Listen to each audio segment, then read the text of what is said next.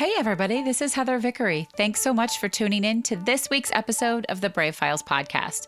Today's guest, Kip Brooks, and I talk about his terrifying journey through childhood depression and even a planned suicide. Kip shares with us the extreme importance of teaching our children about love, joy, and celebration, and says that by doing so, we may very well save their lives. We discuss different ways of healing and moving past trauma, and just how powerful it is to recognize when you're choosing bravely right at the moment of choice. Bravery doesn't have to be big. There are a million small ways to be brave, and awareness is the first step in changing nearly everything. It's a great episode, and I hope you'll tune in because there's a lot to learn in this conversation. And listen, if you're loving the notion that when we choose bravely on purpose, we choose bigger, have bigger wins, and it's contagious, then I invite you to join us in our Facebook group, Brave on Purpose. We are a group that is dedicated to building our lives and our business bravely, and we would love to have you join us. Just head on over to Facebook and search Brave on Purpose, and I look forward to seeing you there. Pain, growth, and joy. This is Heather Vickery, and you're listening to The Brave Files, stories from people living courageously. When we choose bravely in big and small ways, it powerfully elevates our lives. I hope these stories connect with you and encourage you to embrace bravery in every possible way, day after day.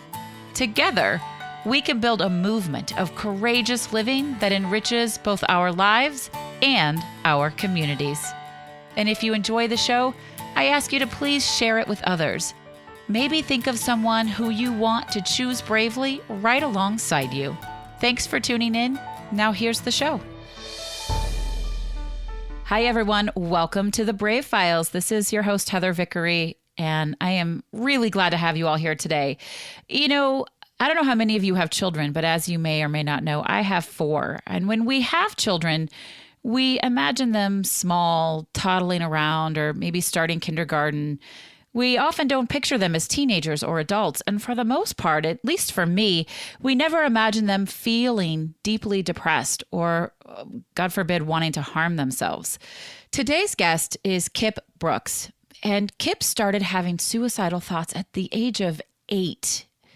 This terrifying depression stayed with him for a really long time. Thankfully, Kip is here today, and that's because after years of self-medicating and prescriptions, he found a way out of depression. It's Kip's hope to share that process with others and help them help themselves out of the darkness. I have been really looking forward to this conversation as a parent of kids just that age. It's something that I'm really aware of. Kip, welcome to the Brave Files. Yeah. Thank you so much for having me. I've been really excited about this for quite a while now. Quite a while. Yeah, absolutely. So before we get in too much into what you're doing, can you just share a little bit of background on how you found yourself in this depression and maybe what it was like before that? Did you notice a difference, I suppose? I'm curious. I try to think of that quite often, actually, and I don't have a whole lot of memories before then. Little glimpses of like around age 4 and 5 and stuff. But what I've kind of pieced together, and I try not to imagine or create any of it, so I try to keep it as true as possible. But my parents, I never had a memory of them being happy together. I would hear friends in school talk about how heartbroken they were or how scared they were that their parents were getting a divorce. And I would look at them in envy. I was like, how did that happen? Because my parents hate each other. I'm like, they need to be apart. Love to get a divorce. Wow. Yeah, okay. So that would be fantastic. And then, my dad was a very high functioning alcoholic. I don't have a memory of him drinking anything that didn't have hard liquor in it or just hard liquor straight. He and his brothers used to be bootleggers and moonshine and stuff. My mom was the antithesis of that. He was a chain smoker. She couldn't stand smoking. She couldn't stand drinking. She couldn't stand foul language. And he fit all those things. And it was like, how did you two people ever end up together, much less stay together? And it seemed like they only stayed together to really just make each other miserable almost. But they owned a business together as well. And then you had 3 kids. So it was that, like, nobody wanted to walk away from the business. And that's what, I guess, kept them together more than anything. And that's also where they kind of just, went through self-therapy, I guess. They just buried themselves in the work. And I always felt like we as kids hold on a second. I think it's so fascinating as the child of these parents. And I am divorced, so I have children of divorce, that you think they stayed together for the business. You don't think they stayed together for you and your siblings. I actually consciously never really recognized that. But yeah, I don't ever remember feeling like they were in it for us. Well, my dad's passed away now. He died when I was 15, but my mom's alive and well. She's a fantastic grandmother to all of my kids. And, she's been one of my heroes in life. But yeah, as a kid at that age, I don't even want to say I felt it. Like, in my mind, I knew, whether I was right or wrong, I knew that the business came first. Oh, wow. Fascinating. And so I guess it was all just that. It was like, don't really matter. So if I wanted to spend time with them, I had to go to work, which meant bussing tables, washing car windows, and pumping gas, things like that. That is really interesting. Okay, so what I'm hearing you say is you don't remember your family being happy, your parents being happy, and you don't really remember being happy yourself until it was noticeable that you were really unhappy. Yeah, we even, my mom had a high school reunion, I think it was her 20 year or something like that, and we went to Florida.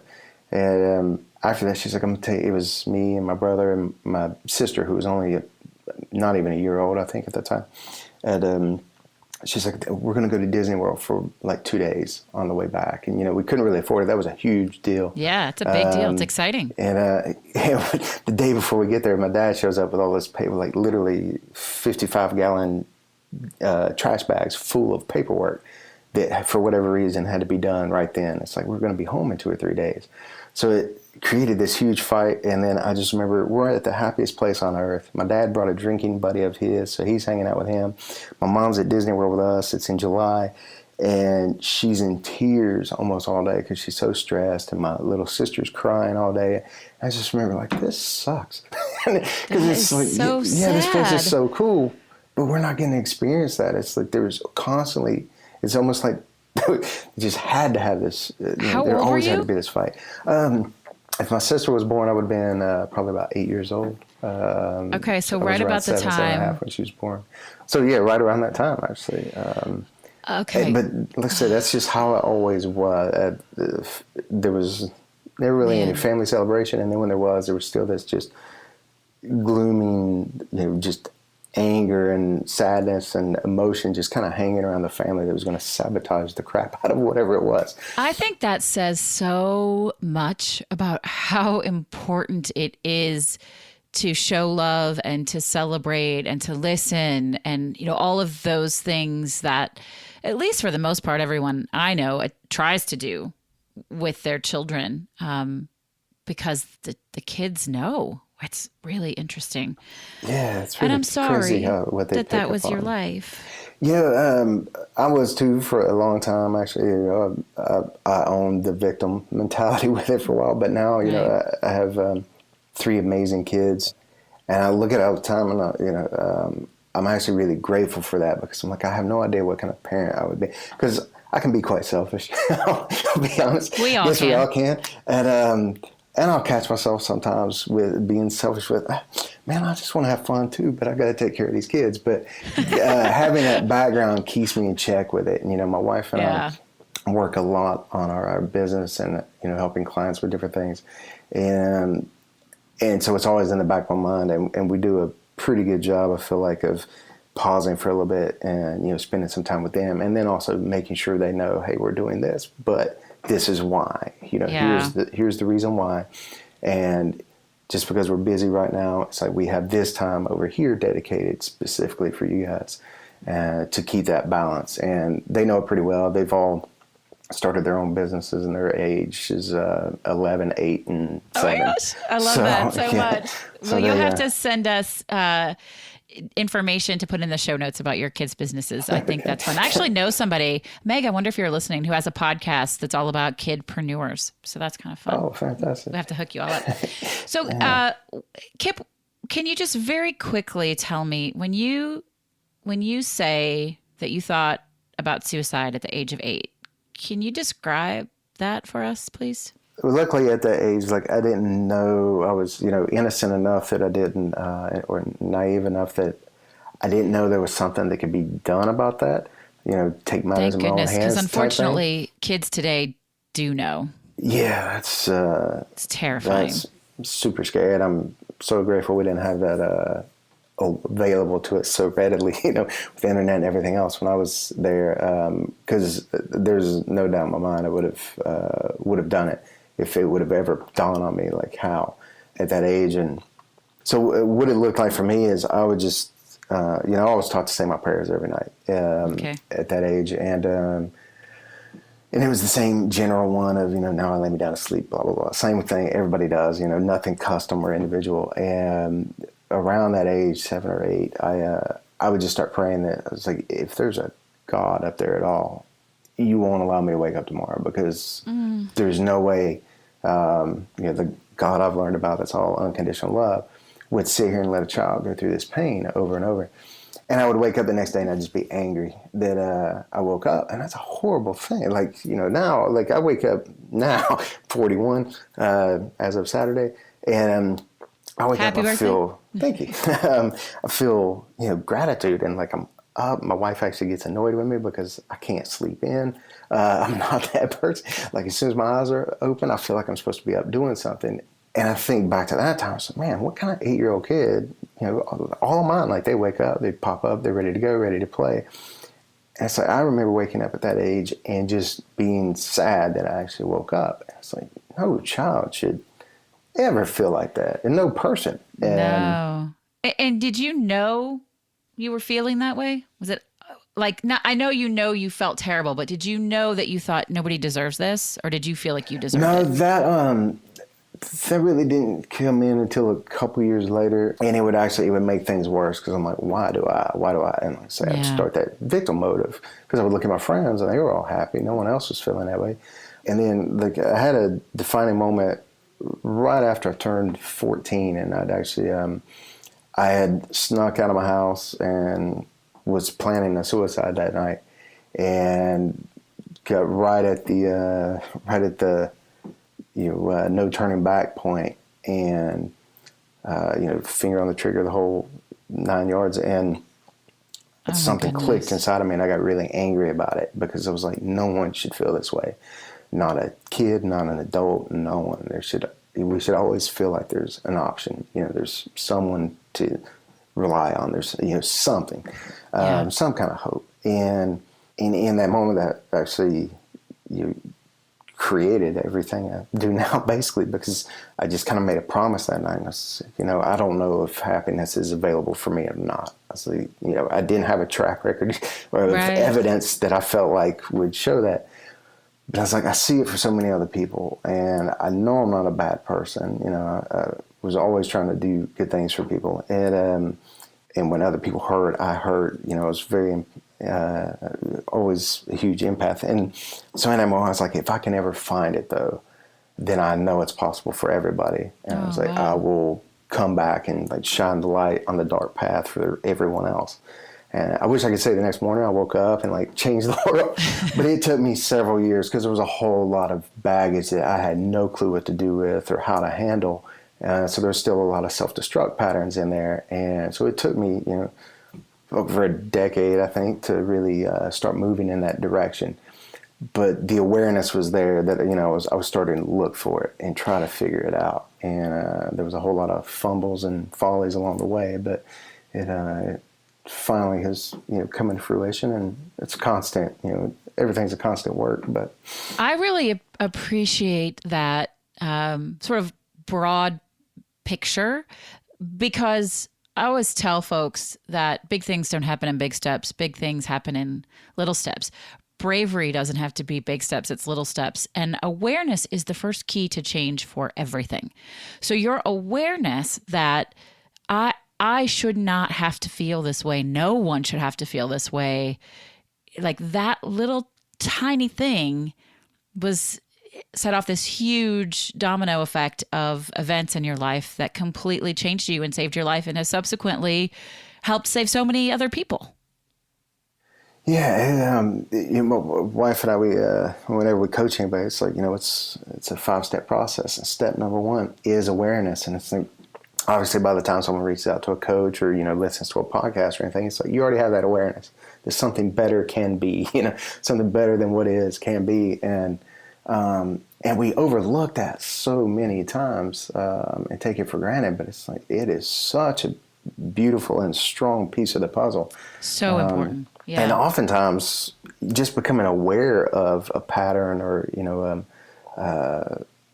doesn't have to be like self-destruct pattern, but, just a negative limiting belief or anything like that. So many times awareness that it's there, is enough to just make it dissolve and go away. It's like, that's holy crap, the truth. That's what's going on. Oh man, it's I know, because But once we know, our minds just sort of take action in most cases. Yeah. Okay, so you are now, and we indicated this earlier. You now help other people get out of this terrible space. You are what's called a master practitioner and trainer of neuro linguistic programming. Kip, what is that? So, anyone who's heard of Tony Robbins before, Tony Robbins, everything he does is NLP at the practitioner level. It's basically what it was is 2 guys came together, the co-founders, and they were very successful in their fields. And they were like, we sat next to people in the same trainings, the same college courses, the same high school, all this, and had the exact same teaching from the exact same people. And yet we're really successful and so many are not. And they're like, what is that? People on a sports team have the same coach and some of them will be superstars, others, not so much. And they're like, what is it that really separates the successful and happy from, the average person? So that's, they were geeking out on human psychology, basically. And they just did this little case study. Well, then all of a sudden it turned into something huge. And they're like, wow, these success-minded people handle everything differently. They're like, it doesn't matter what happens in their life. They have a different way of talking to themselves. So NLP is basically that. It's modeling what successful people do and not just, So NLP is neuro-linguistic programming. I just want to make sure everybody who's listening knows what we're talking about. Much less of a tongue twister to say NLP. Right. And so, basically it started out as this, well, let's model happy and successful people and figure out what's the difference. And then they realized, wow, there's a whole lot. There's, a way they communicate with themselves and the world, not just themselves in day-to-day things, but it's like when tragedy happens, they have a different way of looking at it. And they don't go into victim mode, they go into solution finding mode or, whatever. And so it ended up becoming this modality that, and it's funny, it's kind of split into 2 categories. I get called to do sales trainings a lot for teams, but teach the same stuff I teach them, just using different lingo. It's the same stuff that I work with a customer or a client, to relieve PTSD, it's the same thing, just a couple of different words are changed. That's fascinating. So it sounds like all of that is rooted in positive psychology. I actually have a specialization in positive psychology and applied positive psychology, which is so fascinating. And it is all just that sort of how you receive and move through things then changes how it impacts your life and what you do with it. So very cool. You also, and I found this, you guys got to go. We'll have it all in the show notes. You got to check, because Kip has this huge list of certifications and things that he's done. But one spoke to me, and I love to talk about it very quickly, is healing touch. Oh yeah. So when I got into my, into my 20s, I was finally, I was like, okay, whatever I'm doing is not working. I need to do something totally different. And so that awareness cracked open my head enough of, maybe all the stuff I've been really skeptical about, maybe there's something there. And it's like, because the stuff I'm optimistic about, that's not working. My body's shutting down from the meds, everything else. It's like, I don't feel good. I'm cloudy headed. So I knew this Native American shaman. He's actually a Cherokee medicine man, but everybody calls him a shaman now.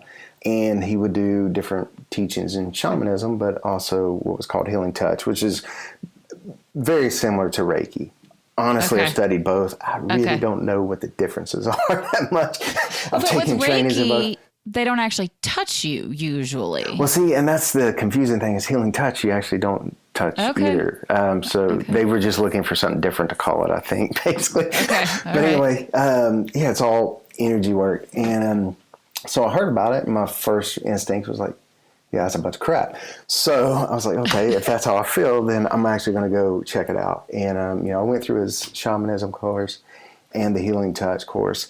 And it was awesome because there was this very scientific minded guy there whose wife was all into, what's called woo-woo stuff. Yeah, but there's science behind all that woo-woo stuff, which is really cool. Yeah. So he comes in as, wanting to show her how it's all fake. And it was awesome because I was able to just sit there and relax and listen to everybody debate with him. And he was very open-minded, very respectful about it. He was trying to reach a deeper understanding. We're actually still friends to this day, and that was probably 15 years ago. Yeah, just going in there, and I knew when I was in the course, this is not for me. Like, I don't have a passion to go after and heal the world using this. But it was enough to open me up, and the stuff I saw in there and the stories I heard as I got to know these people over this, 3 or 4 day training, just the stories I heard from them and the testimonials and things, and then just seeing everything I saw, I was like, okay, there's something here. I'm at least heading in a good direction. So it was just enough, like I said, to open my mind up. And I've used healing touch and Reiki since my wife a couple of years ago broke her ankle. And so I did some energy work there, and I still do it with kids. They've always played with it. So it's still, we use it, it's still around. I just don't use it really with clients. I know people that I feel like they're way better at it than I am. Sure. We can't all be good at everything, or at least not great at everything, right? But like I say, it pointed me at least in the right direction. I saw enough stuff there was like, okay, we're capable of much more than we realize, type thing. Oh my goodness. Aren't we really? That is amazing. So you went from this kid who just was steeped in misery to a teenager who had a gun to your head, right? Or in your right under my chin. Right under your chin. What a vision. But you did not do that. And thank goodness. And obviously there's a reason. And still years later, I think you said a decade still, until you thought, I don't like the way I feel. Because you did get, after that moment with the gun, you did start to get help, right? You did go into therapy. You did start taking meds and things like that. Is that correct? Yeah. Not too long after that is when my dad passed away. And then shortly after he passed away, my mom moved on with another guy because, she just had her own issues. She's been in a marriage for 20 plus years, 25 years at that time, and trying to fill that void. And, we do the best we can with the resources we have available. And so I never felt comfortable talking to my parents anyway about anything, but especially, my dad was like, oh, suck it up, be a man type thing. And then of course, my mom was always the glue that was trying to keep whatever family unit we had together and the business afloat and everything. And 2 weeks before my dad died, the business was struck by lightning, burned to the ground. There was no insurance. So there was a whole lot of stress going on around that time. So my mom got put on some meds by the doctor, and I would actually start sneaking hers. Oh, wow. Just trying to, I was like, it says antidepressant. Well, I know I'm depressed, so I want to be anti that. And that was as simple as it was, but, it was, like I said, I was 15 and just desperate looking for anything. And I was already taking shots of liquor every night for a year or two at that time just to help me sleep or even get to sleep, because I would lay there for hours and my mind just kind of going crazy with anxiety and everything else. Finally, I did see a couple of doctors, talk to them. Of course, they just put me on a cocktail of meds, and every couple of weeks had me come back, and then it was, oh, that didn't work? Well, here, just add this one on. It needs to be a stronger dose, apparently. And sometimes I would feel a little good for a couple of weeks, but most of the time I just felt very blah. And even when I would feel a little better for a couple weeks, it didn't last long, and then it would drop back down.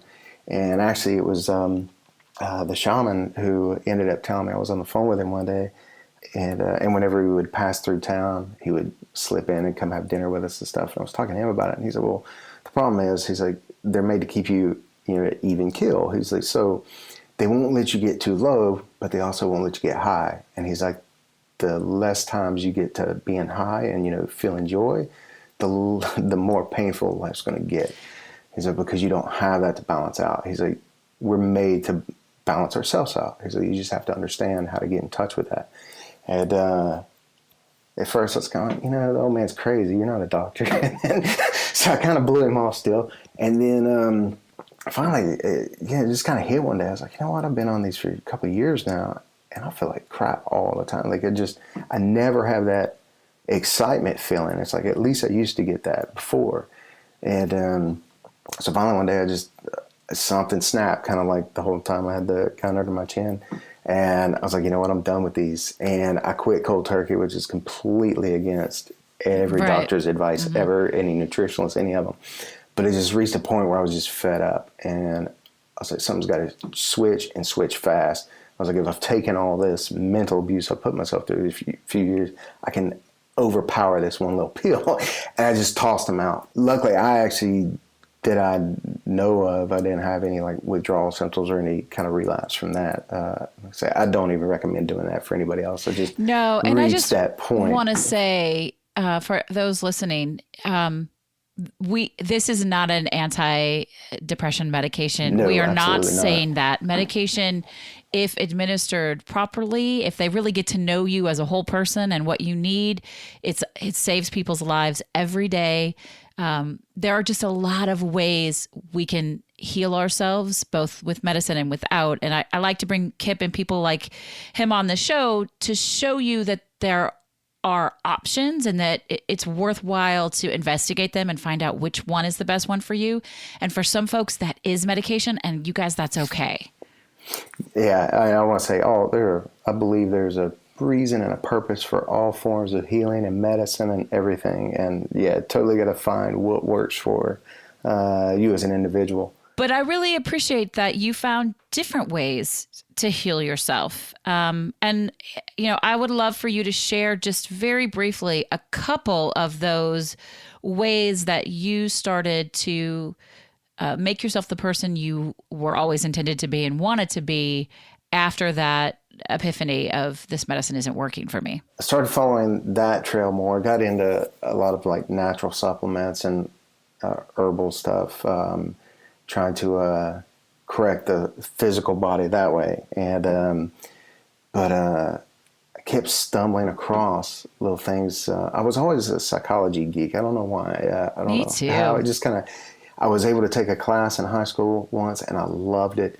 I actually skipped a whole bunch so I could flunk it and take it over again, even though I aced it just because I loved it. That's hilarious. And the instructor thought I was an idiot in so many ways, but she's like, there's better ways to do this. But it was the only class that I actually wouldn't skip most of the time, and I was ditching class all the time by that point. But anyway, I kept coming back around to it, and it was since I was a kid. I was a Bruce Lee fanatic, and I kept running across, I was studying his martial arts books and all about fighting and everything all the way through. He's talking about mindset and being at peace and all of this stuff. And I started finding his books and writings on philosophy. And it started kind of opening me up, just loosening the boundaries I had around being closed off to different things. And then I started teaching about, motivational speakers and things. And it brought me into the seminar world. And then once I got in there, I was just absolutely hooked. And at one point I was going to a seminar every single month and spending money I didn't have to get there, just because I was like, oh my God, I need that more. And then I started realizing, I was like, I'm starting to use that like a drug, because in my mind, I'm only happy when I'm there. And I can only get that feeling when I'm there. And I'm like, that's not right, because it's me. And it's how I interpret the information and how I allow myself to be and the way I'm acting and all of that. So I kept taking deeper, everything kept popping up as a mirror, and, taking another layer off in self-reflection of realizing, oh, okay, yeah, I'm to blame for this. And also, I'm the reason for this empowerment. It's not this person on stage. Right. They're just the messenger. Yes. And it's like, it's all in me choosing what to believe and not to believe and what to take action on. And I love that. Yeah. I love that you just said, I'm the reason for my empowerment. Everyone listening, you are the reason for your own empowerment. And I call people on that all the time. I don't empower you. I help you empower yourself. I help you discover the things that will make you feel empowered. That's what Kip does. That's what everybody does. That's what Brene Brown does and Oprah does. They don't give it to you. They just help educate you and teach you the tools to find it for yourself. Oh, yes, Kip. Yes, yes, yes. I love that. So do you feel brave doing this work that you're doing and with the transition in your life? Does it feel brave? No, never. Only afterwards and looking back. Fascinating. I think there's this huge misconception about, bravery and courage. It's like,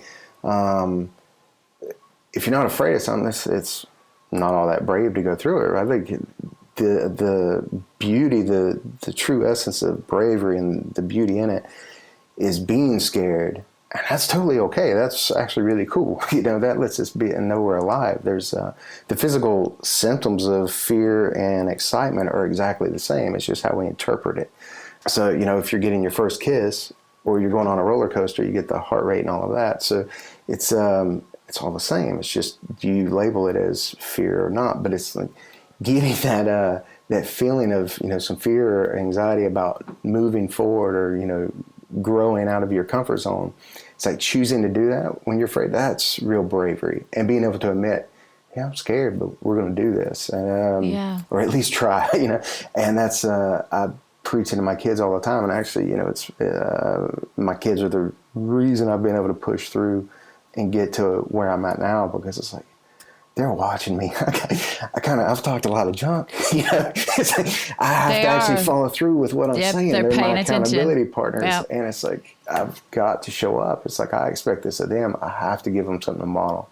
And they've helped me get over fear of heights before I had all the tools and techniques I do, and so many other things. But again, I've never consider myself brave, because, like I say, in those moments, it's quite terrifying a lot of times. It is. But being willing to push through that's what shows us bravery. That's what makes us brave. It is. And one of the missions of this show is to help people recognize more readily when they're choosing bravely, whether it's a really tiny thing or a really big, obvious thing. Because you said you didn't notice it until after you look back and you went, wow, that thing was brave. And I hear that from so many people, but there's so much power in knowing you're choosing bravely at the moment that you're doing it. And we can train ourselves to be more aware of, oh, I'm pushing through here. This thing is not easy and I'm doing it anyway. And there are just numerous benefits in your life that come from that. So yeah, and I do pretty well bringing that to my kids' attention in the moment when they're working on something and they get scared. I'm like, now's the time to push through, show what you made, and all of that. And as we're saying it to our kids, oftentimes it's like, oh yeah, I need to take this advice. Yeah. So many times we overlook the opportunity to be brave because it's wrapped in either a fear or even a weakness or a sadness. Mm-hmm. I had a daughter who passed away in 2010. I'm so sorry, Kip. Yeah, it was obviously painful in so many ways, but so many wonderful things came out of it. I have this huge gratitude for her entire journey. The same thing, people would come through. It's like, wow, because there were so many protocols put into place in the organ donation world based off of her journey. People were like, oh, you guys were so brave to go through that and do this. And it's like, I was terrified that whole time. But then that's actually what made me start realizing. I was like, wow, yeah, there's just that choice of, I'm scared, but there's something better on this other side. And it's like, there always is. Every time you push through, fear or your comfort zone or whatever, there's something glorious on the other side. Always. Might not always come in a vehicle that we want, right. but there's right. something so beautiful on the other side and so healing and transforming. Thank you so much for sharing that with us. I'm terribly sorry to hear about your daughter. That's just not supposed to work out that way. That's not the way that's supposed to go when we have children. Your mention of finding things to be grateful for throughout that situation really speaks to me. Do you have a family gratitude practice? Yeah, we do it a few different ways, but typically what we do is when we're all sitting down to eat together, we'll go around the table and it's what's one thing you're grateful for if we're really hungry and we're in a hurry, or what's 5 things or whatever. We'll just kind of whip a random number out, and then sometimes we'll all kind of discuss it.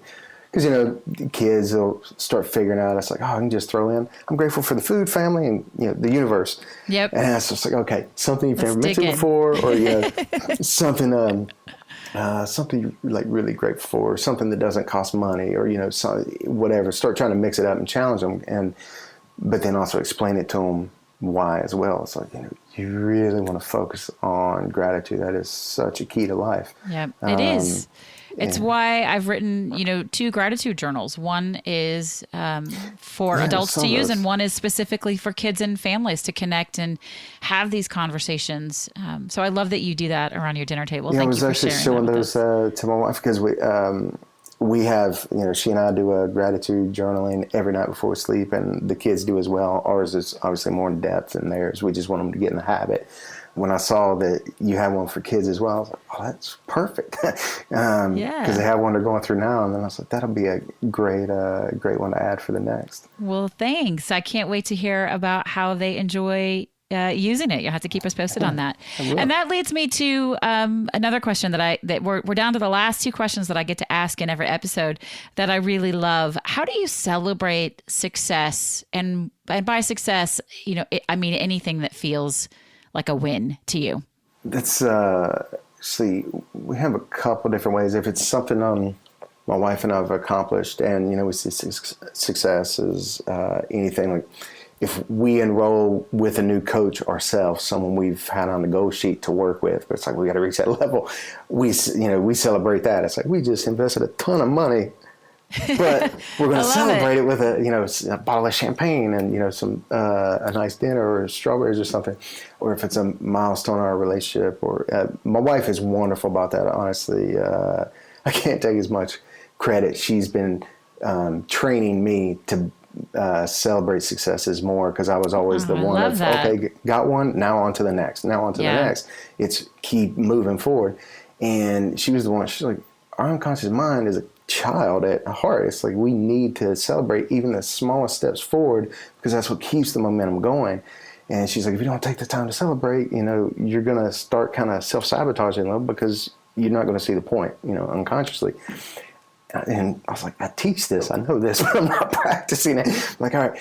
And so, because we didn't celebrate birthdays growing up or anything. So she has That's so sad. Yeah, she puts me into that. So we've, my birthdays now are way better than they ever were as a kid. It's, fantastic. So yeah, she's fantastic about that. Well, hats off to your wife for introducing you to the important power of celebration. Yeah, she's the bomb, and she models it for the kids because, like I said, that's one thing they weren't getting from me. I was better at celebrating them, but I think so many people I see with clients all the time is we don't celebrate ourselves enough. It's okay to celebrate somebody else because the spotlight's over there. Yeah. But we're taught not to brag and boast. And it's like, we're freaking awesome. Yeah, we are. We are. Yes, every one of us. Love it. And it's like we deserve to be celebrated. And it doesn't have to be something extravagant. No. Just take a moment. If you made it to the gym today and you've been wanting to for weeks, it's like just...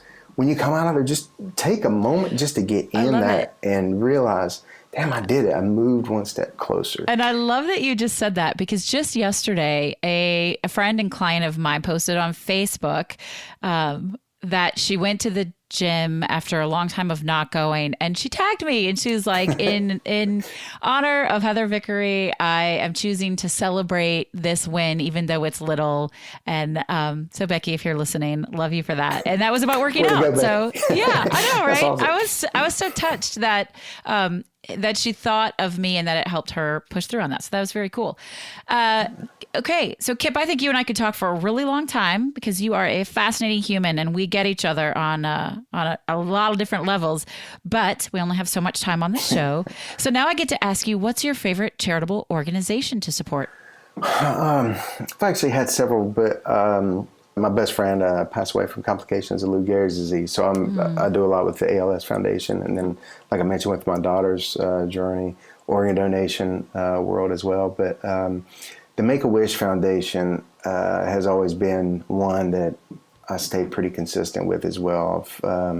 Through different clients I've worked with and friends and family members, I've seen how they really show up in a lot of ways. Even so much more than what is publicized. So that's always been one that is very close to my heart. Well, thank you for that. We'll make them the charity of the week and be sure to let them know. Folks, if you're not familiar with Make-A-Wish, get to know them. We'll have links in the show notes. And if you have something to give it. If not, just share their Facebook page or like it or pay attention to what they're doing. We want to come together and support all of these organizations and people that help the world be a better place. Kip, will you share your 3 words with us one last time? Pain, growth, and joy. And all right. But what did you want to say? It was going to be tears, tears, and tears. And what that was about was, it was life is kind of in 3 sections of, it was tears of pain. Then there was tears of growth, and now it's tears of joy. And just reminding people, there's oftentimes the tears are like washing out to clean the path to show us where to go. And actually that shaman that I studied under, he used to tell me all the time, he's like, without tears, we can't see rainbows. I was like, wow. So always keep that in mind. I love that. And that's fascinating too. Just last night, for reasons unknown to me, one of my daughters just cried and cried and cried, and I'm holding her, and I tried to, get her to calm down. And I said, baby, don't cry so hard. You're going to have a hard time falling asleep. And she turned to me with big tears and big sobs. And she said, Mama, can I just cry?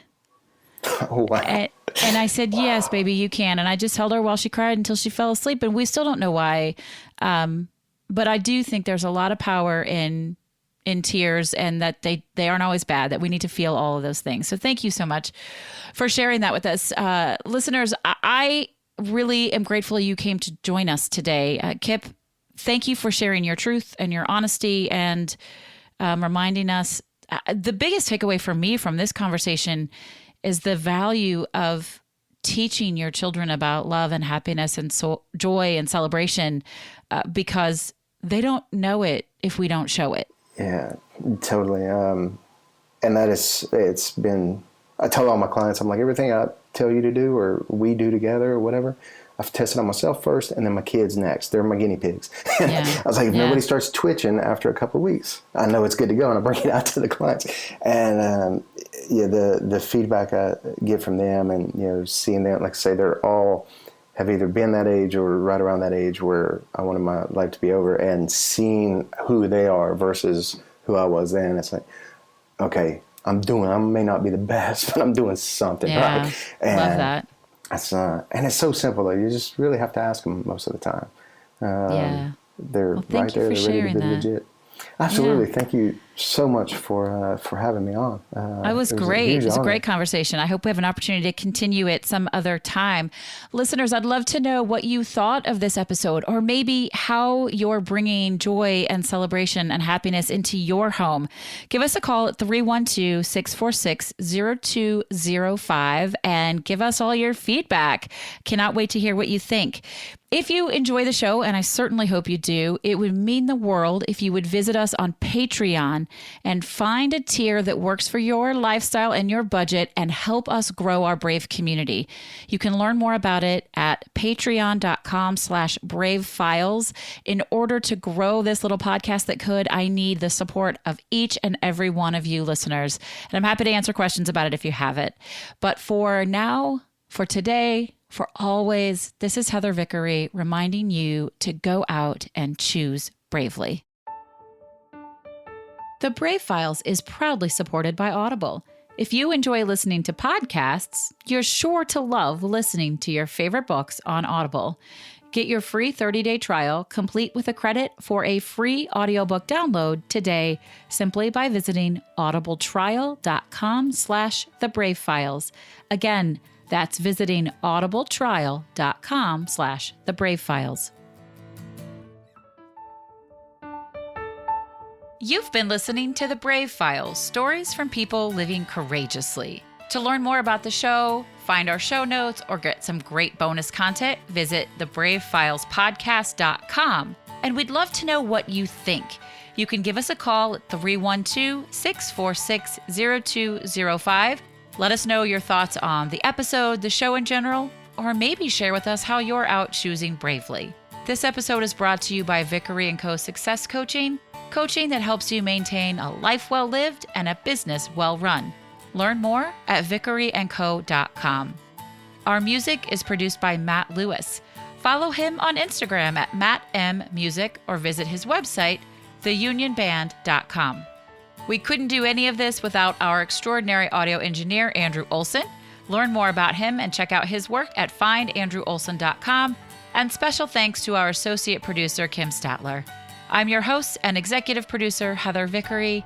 Thanks for tuning in, and we'll talk to you next week.